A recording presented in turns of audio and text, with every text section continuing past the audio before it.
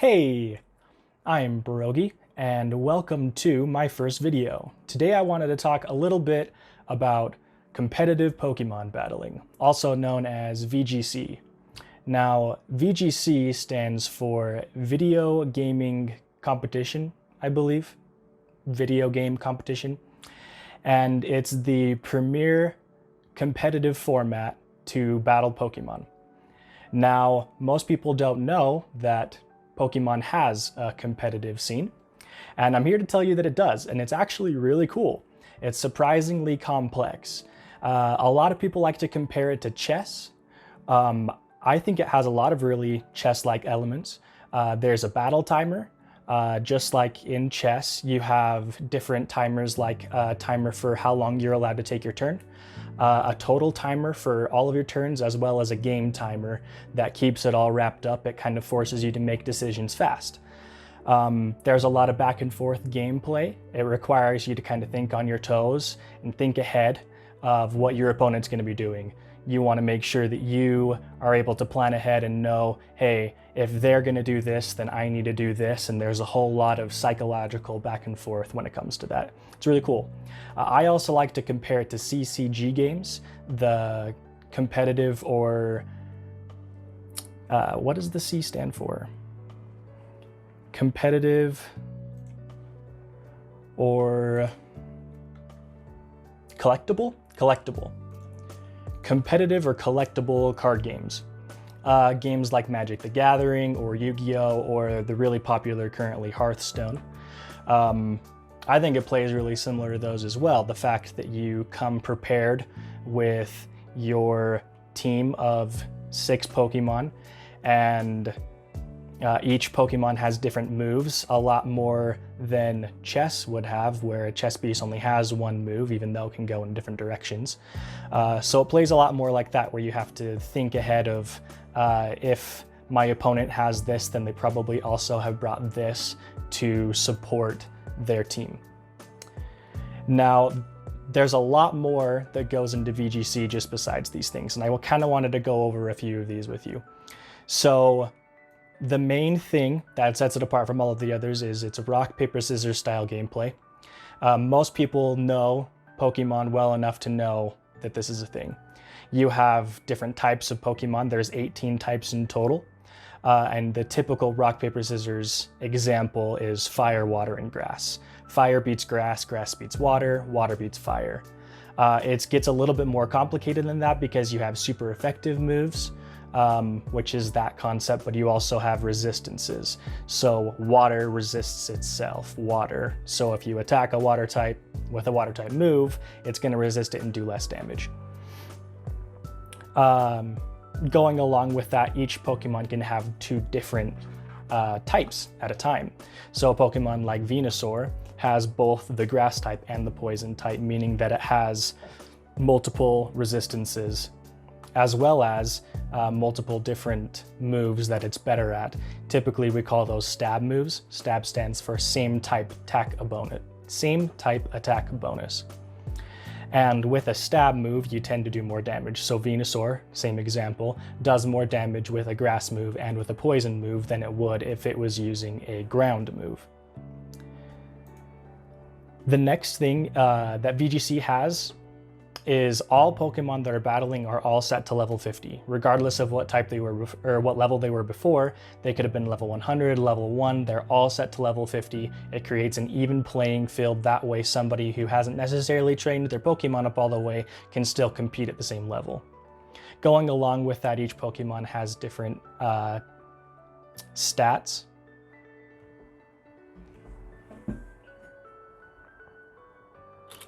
Okay, sorry about that. I had to make sure my camera didn't go to sleep. So the other thing the Pokemon all have are stats. There's a bunch of different stats: HP, attack, defense, special attack, special defense, and speed. These all different stats play different effects, making different Pokemon stronger or weaker than others. And how you train your Pokemon changes the kinds of stats that they have. You can maximize attack, maximize speed to be able to damage the opponent's Pokemon more. The next thing that Pokemon has is abilities. Each Pokemon has a special ability that allows it to do different things in battle. Some of the different abilities allow them to be immune to extra types, allow them to do extra damage in certain scenarios. Some of them change the priority that you have to different moves, and I'll explain priority here in a minute. And there's tons of abilities more than just that. The next thing is items. Each Pokemon is able to hold an item, and the items are really similar to abilities in the fact that each Pokemon can have one item, although it is not required to hold an item. And the different items have different effects in a battle. For example, there's healing items. There are items that let you do more damage, but also have certain drawbacks, like locking you into a specific move. There are items that let you survive a one-hit kill, as well as many, many more. The next thing is that when you go into a battle, like in a regular Pokemon game, you have 6 Pokemon that you can bring to a battle. However, in VGC, you're only allowed to bring 4. So when you enter into the battle, typically you'll see a preview of what your opponent's team is going to be, and then you can guess from there, saying, oh, I think my opponent's going to bring this, I need to bring this to counter it, and both of you bring 4 out of your 6. That way there is a little bit of diversity, and you can decide to make different plays depending on what the opponent brings. The next thing is that it's all 2v2 in VGC. Typically in a Pokemon game, you're going to be fighting 1v1 as you fight trainers and wild Pokemon, but in VGC it's always 2 versus 2. The reason that's typically done for the VGC format, I think, might be because of timers. The idea is that you don't want to have a game go too long. It's usually less entertaining for somebody to watch, as well as not as entertaining to play when you have to deal with playing for 40 minutes in a match. So typically 2v2 is played. Plus I really like the ability to be able to choose which Pokemon you're going to attack. If you're going to use a spread move, spread moves typically do less damage but hit both opponents. The ability to be able to protect, to stall out against an opponent who has strong moves against your Pokemon, as well as the ability to switch out.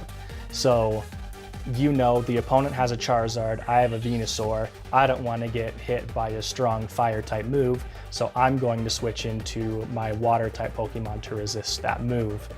There's a whole lot of, like I was saying before, psychology when it comes to those kind of things. It's really fun. The next thing I was going to talk about is speed. So speed is one of the stats in Pokemon. It determines what order you move in the game. So very fast Pokemon obviously go first and are able to do damage before the opponent is able to move. Along with that is a priority system. So certain moves have a higher priority. For example, Quick Attack. Quick Attack is a move that is guaranteed to go first as long as another opponent isn't also using a priority move or blocking priority moves. And they happen to be faster than you if they're also using a priority move. There's different stages of priority. So typically a move like Protect is going to have one of the highest priorities so that it can go before the opponent's attack and block it. There are also certain moves that can change the order in which opponents and you move. For example, Tailwind allows your entire team to move faster. I think it doubles your speed. There's moves like Trick Room, which reverses the speeds, so the slowest Pokemon moves first and the fastest Pokemon moves last. The next thing is Weather. Weather was introduced in the 3rd generation, and it includes rain, heavy sun, hail, and sandstorms. Each of those have different things, like the sun will boost fire type moves and weaken water type moves. Opposite with rain, boosts water type, weakens fire type.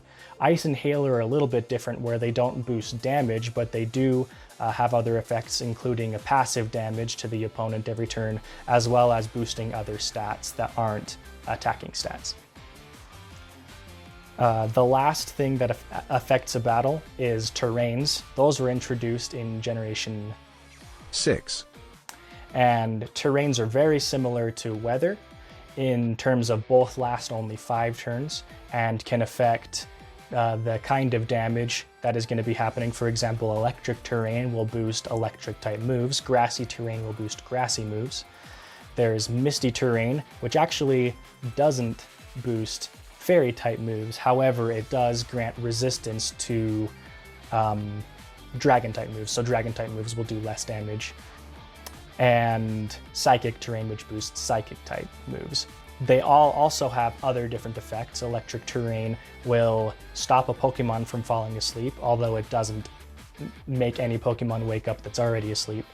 Grassy Terrain will reduce the damage of incoming spread ground type attacks like Magnitude, Earthquake, and Bulldoze, as well as provide passive healing every turn to any Pokemon that is touching the ground, which means flying type Pokemon typically don't get this boost. Psychic Terrain stops all priority moves, so moves like Quick Attack, like I mentioned earlier, as well as any other priority moves like Fake Out, Sucker Punch, etc., are all completely blocked, so they don't work in Psychic Terrain. And then Misty Terrain stops all status effects. Status effects is the last thing I didn't mention. Burn, Paralysis, Freeze, Sleep, Poison, those are all different status effects, and they apply hugely into VGC, especially Sleep, and I'd probably say Burn and Paralysis are also really powerful.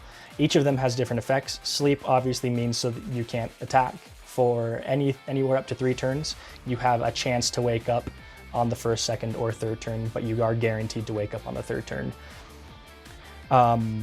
Burn actually reduces physical damage. So physical attackers, typically fighting types, will do less damage if they're burned. Paralysis has a similar effect in which your speed is actually lessened. So a Pokemon that's paralyzed will move slower than it was before. Paralysis also has a secondary effect that will make it so that every once in a while you can't attack.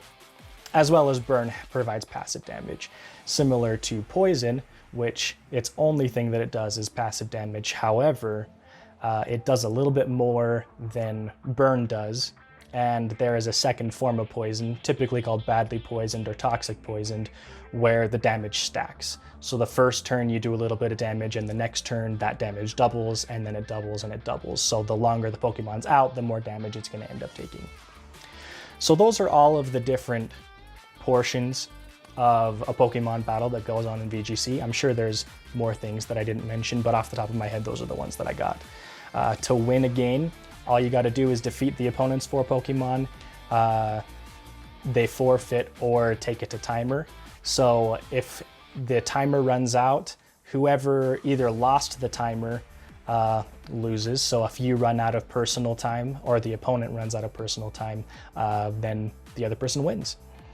So those are all of the different parts of VGC. Like I said before, I think it's really fun. It's really surprisingly competitive and complex. It requires you to be fast-paced, think ahead, prepare for what the opponent's going to do, as well as know your stuff. You need to know what moves are going to be going on, what moves have different effects that can damage or stop you from doing anything. And it's really awesome. I think VGC needs a lot more support than it currently does. A lot more people need to try it. So I just wanted to give a big shout out to all the people who encouraged and supported me in the process of making this YouTube video and starting a channel. Thank you so much, really appreciate it. It's been really difficult for me starting this, getting everything out here and working to put it all together. It's been a task for me, but I'm finally doing it. I'm finally gonna start, and it's really great. So thank you again. And to all you viewers, make sure you leave a comment in the comments section letting me know what you thought and any questions you had, as well as don't forget to rock smash that like button and click subscribe so you know when I'm coming out with my next video. Thanks, bye.